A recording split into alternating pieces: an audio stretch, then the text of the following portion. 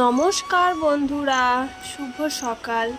দক্ষিণ 24 পরগনা জেলার ছোট্ট একটি গ্রাম থেকে মা মান্টু ভিলেজ ব্লগ চ্যানেলে আরও একটা নতুন ভিডিওতে সবাইকে অনেক স্বাগত, অনেক ভালোবাসা।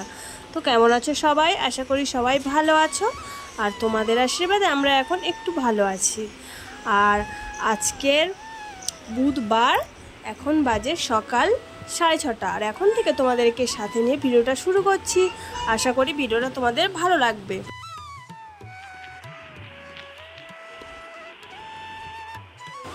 আজকে আমি তোমাদের কাছে শেয়ার করব আমাদের গ্রামের দশহরা পুজো কেমন হয়, সেটাই আজকে তোমাদের কাছে শেয়ার করব। তো সকাল সকাল দেখো উঠে আমি সংসারের বাসি কাজ করতে শুরু করে দিয়েছি। ঘর পোছা দেয়া হয়ে গেছে, আর বারান্দাটাও পুছে নিচ্ছি। আর জানো তো বন্ধুরা, আমার বারান্দাটা না রাব ঢালাই ফেলা, নেট না, তো ওটা আমি ঘরের সাথে সাথে বারান্দাটাও একসাথে মুছে নিই। আর তারপর জানোই তো জামা কাপড় কাচতে হয় আমাদের পুকুর ঘাটে। তো তারপর চলে গেছি পুকুর ঘাটে। আজকে একটু কমই জামা কাপড় পরেছিল, আজকের আর বেশি জামা কাপড় পরেনি। তো আজকে দশহরা পুজো, আমাদের মন্দিরের ওইখানে মনসা ঠাকুর আছে, আর পাশে একটা বিশাল বড় মনসা গাছ আছে, তো সেখানেই যাব পুজোটা দিতে। তো তার জন্য সকাল সকাল মান্টু ঘুম থেকে উঠে গেছে, ওকে খাইয়ে দিয়েছি, ও গেছে দিদার বাড়ি, আর আমি এদিকে কাজ সেরে নিচ্ছি তাড়াতাড়ি। আর যেহেতু আজকে রান্নার ঝামেলাই নেই, কারণ আজকে পান্তা ভাত। তো দেখো আমি মন্দিরে চলে এসেছি পূজা দিতে। তো এই যে দেখো আমাদের মনসা মন্দিরের কাছে যে মনসা গাছ আছে, ওখানে মানে মাটি দিয়ে সাপ, ব্যাঙ, কচ্ছপ এগুলো আঁকতে হয়। তো এগুলো গড়তে হয়, এগুলো গড়া হয়েছে। আর তারপর এই যে দেখো আমাদের ঠাকুর, মা মনসা ঠাকুর, দেখো সবাই পুজো দিয়ে গেছে এখানে। তো দুধ কলা তো দিতেই হয় জানো মনসা পুজোতে, আর 10 রকম ফল দশহরা পুজোতে দিতে হয়, একটু বাতাসা, সন্দেশ। তো সব কিছু জোগাড় করে নিয়ে চলে গেছি আমি মন্দিরে।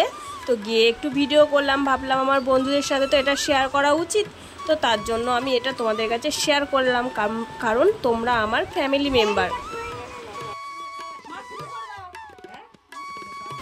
আর জানো তো বন্ধুরা, ঠাকুরমশাই এসেছিলো না অনেক বেলাতে, প্রায় 2টো বাজে। তো সকাল থেকে উপোস করেই ছিলাম না খেয়ে, একটু সকালে চা বিস্কুট খেয়েছিলাম আর পান্তা ভাত করেছি।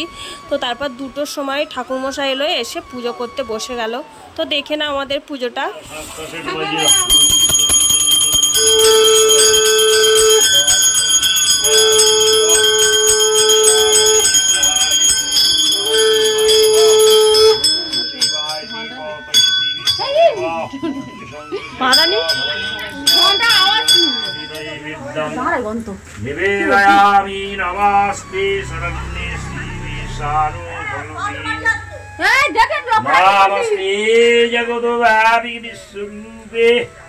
নমস্তে জগত্তারিণী ত্রাহি দুর্গে অডালে অডিলে সাগরে প্রান্তরে রাজ। পর দেখো সবাই অঞ্জলি দেওয়ার জন্য দাঁড়িয়ে আছে। তো আমিও অঞ্জলি দেবো বলে ভেবেছিলাম, কিন্তু ঠাকুরমশাই বলল অঞ্জলি দিলে আর অন্ন খেতে পারবে না। তো তার জন্য ভাবলাম পান্তা ভাত করে রেখেছি, তো পান্তা ভাত তো খেতে হবে, কারণ মান্টু আমার দুধু খায়। তো তার জন্য আমি আর অঞ্জলি দেইনি। তো সবাই অঞ্জলি দিচ্ছে দেখো।